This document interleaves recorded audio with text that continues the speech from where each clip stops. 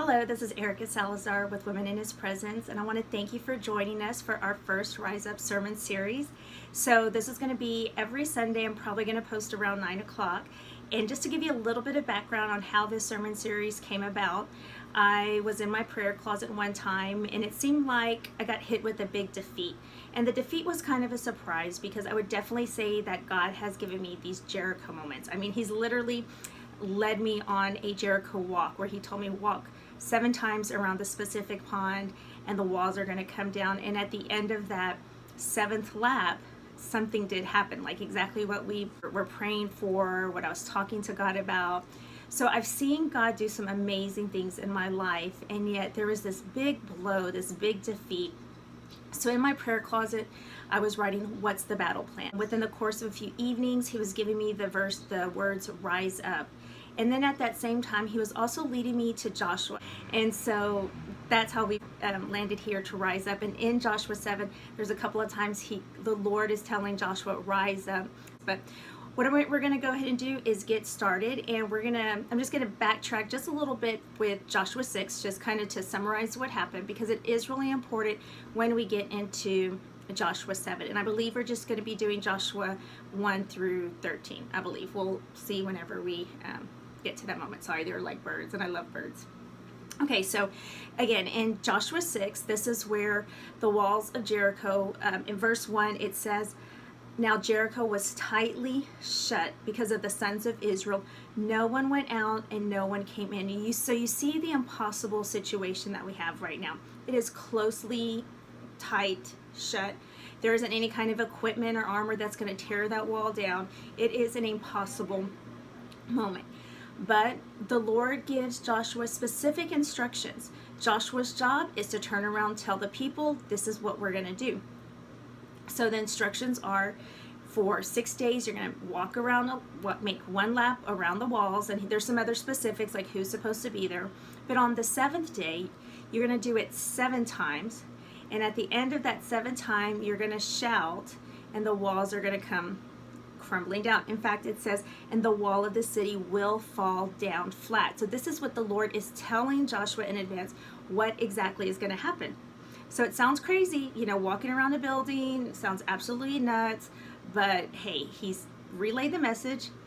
They did it, and the walls, fall flat. So it's a truly epic story, and can you imagine just being on that high? And I know personally, I experience these highs when like God comes through something I've been praying for. When I see His hand move, like I am just like here. I'm like, oh my gosh, God is so amazing. And then when a defeat comes, and it could be, it's not even like a personal defeat. Maybe it's more like situation. Like it seems like all of a sudden the enemy's winning. Then it's just like I myself kind of come crumbling down. I'm like, okay, God, like what's going on? Like we just had this like miraculous win, and now it just seems like we're losing again. So that gives you a little bit of background history of what happened in Joshua 6, and we will touch on it just a little bit more. But we're going to go ahead and go to Joshua 7:1, and it says, but the sons of Israel acted unfaithfully in regard to the things under the ban. For Achan, the son of Carmi, the son of Zabdi, the son of Zerah, from the tribe of Judah, took some of the things under the ban. Therefore, the anger of the Lord burned against the sons of Israel. So when I read that, I was like, okay, well, what are the things under the ban? So that's Joshua 7:1. So what I had to do is go back and reread Joshua 6 and see, okay, what specifically were those instructions? So going back to Joshua 6:16 through 19, it says, at the 7th time, when the priest blew the trumpets, Joshua said to the people. So I love this because they have finished their 7th lap, but Joshua's giving some specific instructions. So it's really important that the people are listening. Okay, it's the walls have not fallen down flat, even though they have completed their 7th lap. There's some initial instructions, and right before, when He has their full attention, He gives them the specific instructions. It says, shout, for the Lord has given you the city. That's the reward, the city. The city shall be under the ban. It and all that it belongs to is the Lord. Only Rahab the harlot and all who are with her in the house shall live, because she hid the messengers whom we sent. But as for you," this is what he's telling the people. So imagine Joshua, they've walked that seventh lap. He's giving their instructions. Imagine the crowd, because there was a big group of people that had marched around, and he's telling them, and he's saying you. So everybody should be taking it. There's no misunderstanding that everyone, that message is for them. It says, "But as for you, only keep yourselves from the things under the ban, so that you do not covet them and take some of the things under the ban and make the camp of Israel accursed and bring trouble on it. But all the silver and gold and articles of bronze and iron are holy to the Lord. They shall go into the treasury of the Lord." So it's very specific. Everything that's in there, they are not to keep it. They are not to touch it. Gold, silver, bronze, that's all the Lord. And of course, just think about all of a sudden having access to a city and within people's houses, our valuables. I mean, you have to kind of warn people, like, don't let your temptation get ahead of you. That's not yours. It's going to belong to the Lord. So if we go back to 7:1, it says, "But the sons of Israel acted unfaithfully," and it speaks about Achan, who took some things under the ban. So here we are, we're in the beginning of chapter 7, and there's already a knowledge from the Lord that someone, the Lord already knows who, has taken some things that are under the ban. And it said in Joshua 6, if someone does that, they're going to curse Israel. And so point number 1, just here at the very beginning of the chapter, is one unfaithful person can negatively affect the rest of the family. So you think about any one of your family members, you think about your kids, you can think about your spouse. If they do something against God, they do something that is not in line with God, it will negatively affect you. It could cause you stress. Maybe it's a breakdown of your marriage. Maybe it's affecting your kids because your spouse is not at home and they're out doing other things. Or maybe you are not acting in accordance to God's will and you've found yourself trapped in sin. It is affecting not only you, but it affects everybody else. And so one unfaithful person, it doesn't matter if the rest of your family is following the work of God, following the will of God. If one person in your family is acting unfaithfully, there is a consequence to it. We all feel it somehow, some way. Okay, so we're going to go ahead and jump to Joshua 7, verses 2 through 6. So it says, "Now Joshua sent men from Jericho to Ai, which is near Beth-aven, east of Bethel, and said to them, 'Go up and spy out the land.' So the men went and spied out Ai. They returned to Joshua and said to him, 'Do not let all the people go up. Only about 2,000 or 3,000 men need to go to Ai. Do not make all the people go, for there are only a few.'" So if we think about that, there's quite a bit of confidence there. Like, what's the big deal? We don't need to mess with Great Sunday to everyone. Like, and then I kind of think 2,000 or 3,000 men, like a difference of 1,000 men is quite a difference. So it's kind of interesting, like, but 1,000 men makes a difference. And so it says, so about 3,000 men from the people went up there, but they fled from the men of Ai. The men of Ai struck down about 36 of their men and pursued them from the gate as far as Shebarim and struck them down on the descent, so that the hearts of the people melted and became as water. So one of the things that kind of strikes me is, it says the men of Ai struck down about 36 of them. There's 3,000 of them. The fact that they started running with just 36 men, to me, strikes me as a little funny, which I think when you realize that maybe you were letting your confidence get ahead of you, it's really easy in the moment when you're facing something to get weak, when you realize it wasn't really God's idea, it was really your idea. Because 36 men, I mean, they could spare 36 men out of 3,000. When you're going to battle, you know someone's gonna, or you're planning that someone's gonna die. It's just kind of, I don't know, I think it's just really funny. Like after 36 men, they just like started running and fleeing. And so it says, they pursued them from the gate as far as Shebarim. And so then it comes to the part where it says, and their hearts melted like water. And I think that I can totally relate when there's such a victory. And I told you again, like you get on this high and then just like the tiniest little thing just discourages you and your heart just like, oh, that's it. Like, you just totally get weak and lose that faith. And so just to give you a little bit of background on Ai, and I don't even know if I'm saying that right, I just saying Ai because that's how you spell it. So it is smaller than Jericho. It had about 12,000 inhabitants, and Jericho had about 40,000. And it was a Canaanite city. So the Canaanites, along with the Egyptians, the Ethiopians, the Libyans, they were all descendants of Noah's youngest son, Ham. And so Ham was the one that discovered Noah naked when Noah had too much wine. But instead of honoring him and like covering his eyes or covering him, he went to go tell his brothers, like, hey, you know, dad's naked, you know, go look. And his other brothers respectfully went into the room backwards and then covered him. So because Ham made that decision, then his lineage was cursed. And so Ai is part of the Canaanites, and they come from that lineage of Ham. Then let's also look at the fact of the situation that this all starts at the beginning of Joshua 7 with Joshua giving this command to go spy out the land. In Joshua 6, it's the Lord's instructions that are going to Joshua. And here, we haven't even seen the Lord talk to Joshua. He's the one giving these instructions. So it's really not the Lord's plan. It's just Joshua's idea. So point number 2 is, after a great victory, it's really easy to get overconfident and forget the glory belonged to the Lord. So it's as if Joshua totally forgot that the way Jericho's walls fell flat was because the Lord told him what to do. It didn't even involve, you know, doing anything physical. It's just he didn't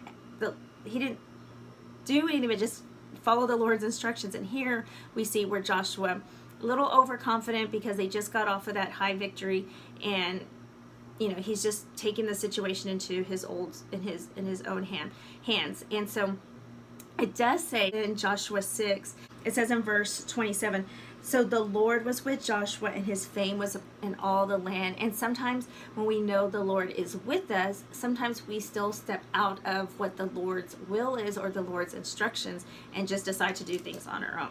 So I think that's what happened with Joshua. He just was like, well, the Lord's with me, like I'm just going to do this, this, and this, and this, and it utterly failed. And so here we have a huge defeat right after a huge victory. So if we go now to Joshua 7, verses 6 through 9, it says, then Joshua tore his clothes. And I love this because it's so dramatic. And I know, I feel that I do that sometimes too. And it reminds me of when the Israelites are in the desert and they're just grumbling, even though they've just been freed from being slaves to the Egyptians. But I think we do this. Like we just, in these moments of defeat, we just totally are drama queens and kings. And so Joshua's like, he tore his clothes and fell to the earth on his face before the ark of the Lord until the evening, both he and the elders of Israel, and they put dust on their heads. Joshua said, alas, O Lord God, why did you ever bring this people over to the Jordan? So here's like blaming God, only to deliver us into the hands of the Amorites, which they're still talking about the people of Ai, to destroy us. Wait a second, like the Lord did not deliver them into their hands. Like they walked themselves over there and did it themselves. If only we had been willing to dwell beyond the Jordan. Oh Lord, what can I say, since Israel has turned their back before their enemies? So that he's talking about the moment where they fled, like they turned their back, they're running like cowards.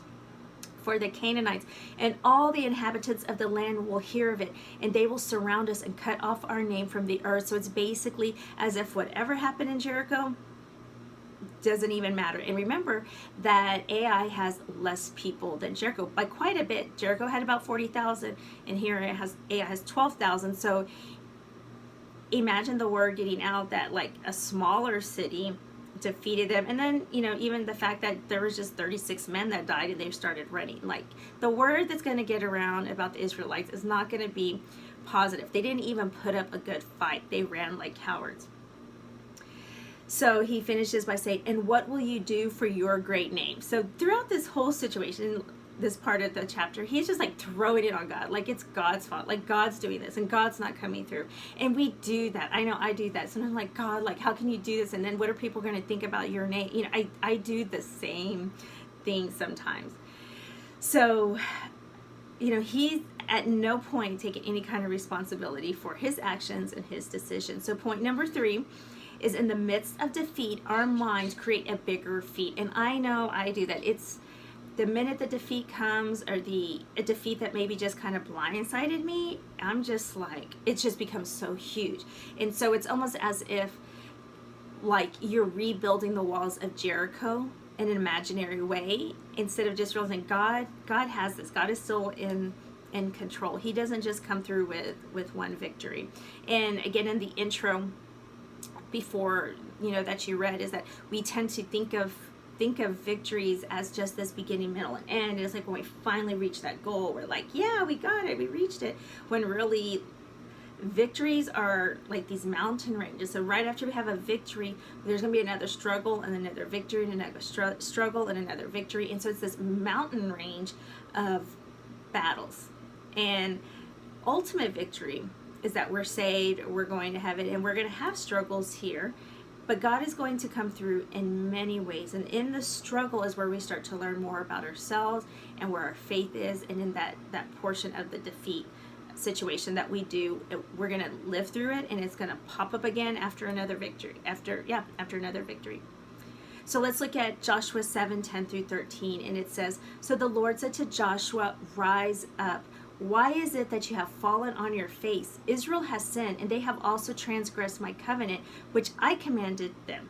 And they have even taken some of the things under the ban, and have both stolen and deceived.'" So I love this, because here's Joshua. Joshua's the one who's like face on the ground, a total wreck. And it's like the Lord's not, oh my gosh, these people, they're so awful. Like, and it's really against him what has happened. And so, he's telling me, like, get up. Like, if I'm okay, you should be okay with it. Like, and it's not even again, it's not Joshua. He's saying, hey, some of my people have broken the ban. And it's about me, not all this drama that you're doing. So he says, "Moreover, they have also put them among their own things. Therefore, the sons of Israel cannot stand before their enemies. They turn their backs before their enemies, for they have become accursed.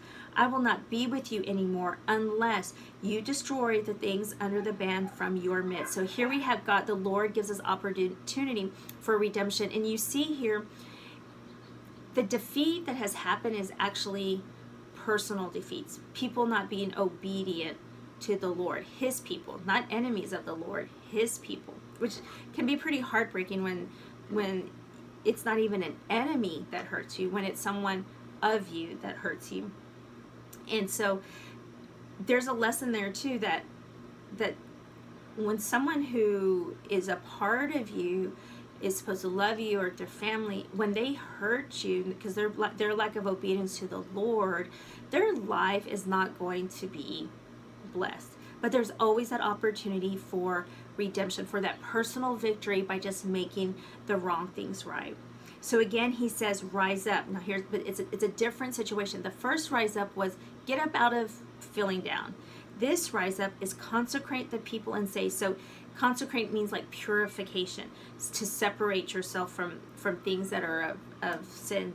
So he says, rise up, consecrate the people. He's telling Joshua, say. So here he is, he's giving Joshua, just like in the Battle of Jericho, he's giving Joshua a message to relay to the people. He says, consecrate yourselves for tomorrow, for thus the Lord, the God of Israel, has said, there are things under the ban in your midst, O Israel. You cannot stand before your enemies until you have removed the things under the ban from your midst. So everyone has got to take their own action if they are doing something wrong. No one can do it for them. So again, we see 2 times the Lord says rise up, and then so it's to rededicate yourself, but also just to get out of the self-pity. So point number 4 is, if the Lord isn't downcast, then why should you be? And then point number 5 is, you will never stand in victory if you're standing on the treasure of sin. So this is where we're going to end with Joshua 7. So we'll continue it next Sunday, but I hope you got some great points. The main things that we need to gather from this is, anytime there's a defeat, the Lord's not worried. When the defeat is because we have fallen into sin, God is always going to give us the opportunity for redemption. And at the same time, you need to realize that if you are, it does affect other people, and you will not have victory in your life until you get that and deal with it. So hope you'll enjoy this sermon series. Look forward to seeing y'all next Sunday. Bye bye.